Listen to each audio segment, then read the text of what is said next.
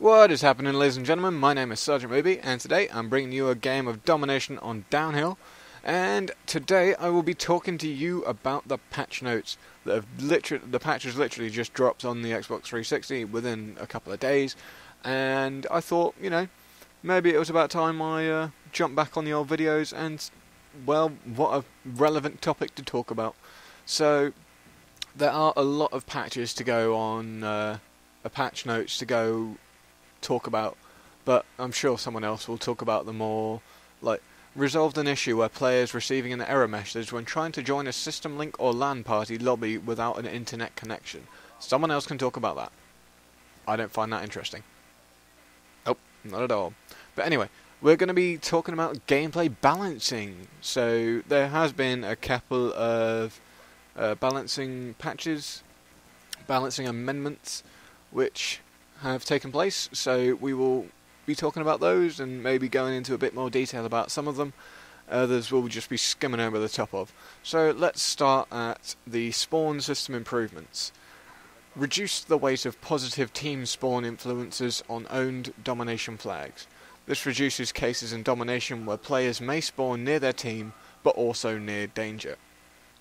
So I think this is kind of like where you spawn and the same guy that's killed you 3-4 times from the same place kills you again, and you spawn exactly in the same place. I think that's what that means. Basically, after a certain amount of times that you've been killed in one place, I think it will just change, and you'll spawn out of danger, which hopefully it'll work. I mean, it's bad enough being killed off spawn anyway, but especially if it's the same spawn 3-4 times and the game isn't doing anything about you spawning in the same place where the guy's just watching you with a sniper rifle or a shotgun or whatever.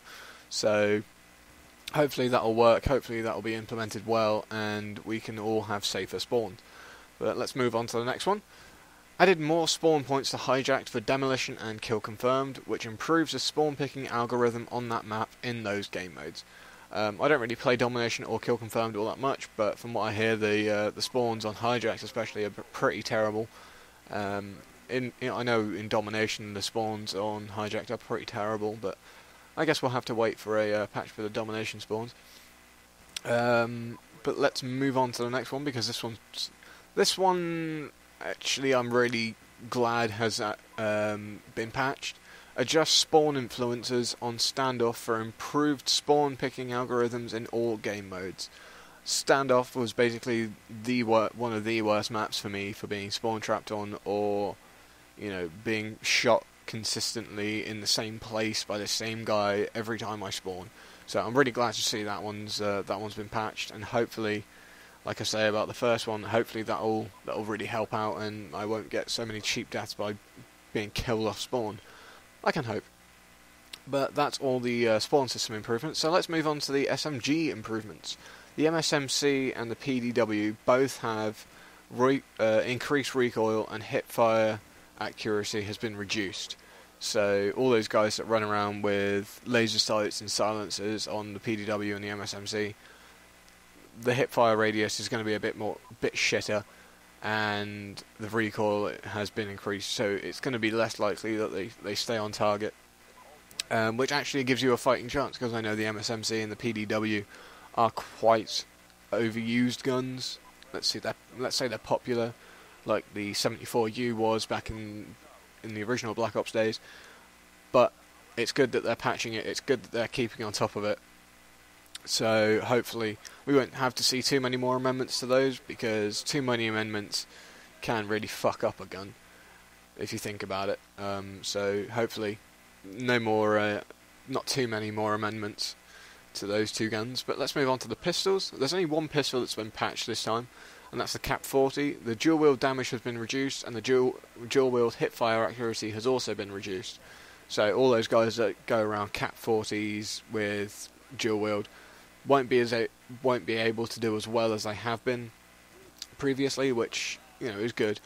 It was a balancing issue that's been toying on my mind for quite a bit. So I'm glad to see that they've patched that. Let's move on to attachments now. There's only one attachment that's been patched, and that's the millimeter scanner. Cold-blooded now renders enemies almost completely invisible to the millimeter scanner. That's good, obviously, because sometimes people that use cold-blooded, from what I'm guessing, have been appearing on a millimeter scanner, which is not what cold-blooded is supposed to be doing. And the MMS shouldn't be able to pick up people that are using cold-blooded. It says so in the perk thing description, and it's good that they're patching it. So let's move on to the LMGs. The QBB LSW and the Hammer both have medium range damage that's been increased.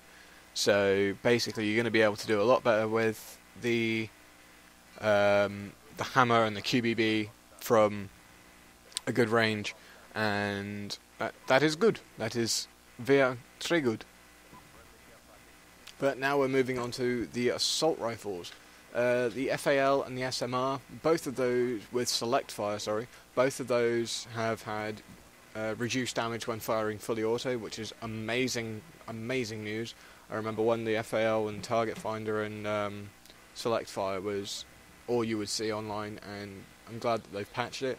The Type 25 has a movement speed increase and a medium range damage increase, which is good because the Type 25 is a great gun. And basically I really enjoy the Type 25. The SCAR and the SWAT 556 both have long range damage increases, which is great. The SCAR, it's a really good gun, but it's just got a really slow rate of fire, so the time to kill on the SCAR is quite slow because of the rate of fire. So long range damage, any increase in the damage to the SCAR is welcome, I guess. And the SWAT 556 is just basically, as you can tell from this gameplay, but this gameplay is pre-patch, obviously.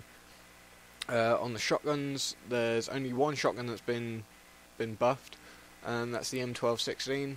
It's got a medium range damage increase, which is amazing. I may actually be able to get that thing gold now.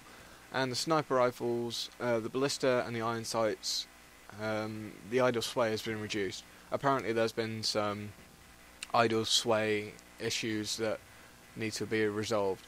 So those are the general ones for multiplayer. The weapon buffs and the spawn improvements.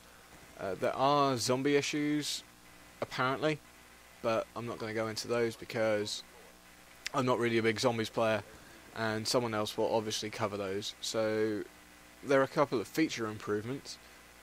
Party members now appear on the minimap as purple when colorblind assist is turned on, which is great. I mean, being able to see where your teammates are on the map is really helpful, and I'm surprised that they haven't done that quicker. Let's see where there are different patches. Right, let's go through the zombie patches. Resolves several issues with exploitable areas in the DREs. Resolved several exploits in Green Run. Resolved network connectivity issues that could occur in the front end and lobbies. So apparently there are exploitable areas in DREs. I wouldn't know about that. Like I say, I don't play zombies all that much. Green Run, once again, I don't play zombies all that much. So what we're going to do here is going to go through some of the general patches and just talk about those. Addressing an issue with the lightning strike score streak if the player has a tablet out during host migration. I assume that this means if you're using the tablet when a host migration occurs, it won't take it away from you when it comes back into the actual game, which is good because no one likes losing a score streak. But unfortunately, my fellow gamers, that is all we've got time for today. I really hope you've enjoyed this video. I've been Sgt Mooby, and maybe I'll do these a bit more often. Take it easy, guys. Have a good one.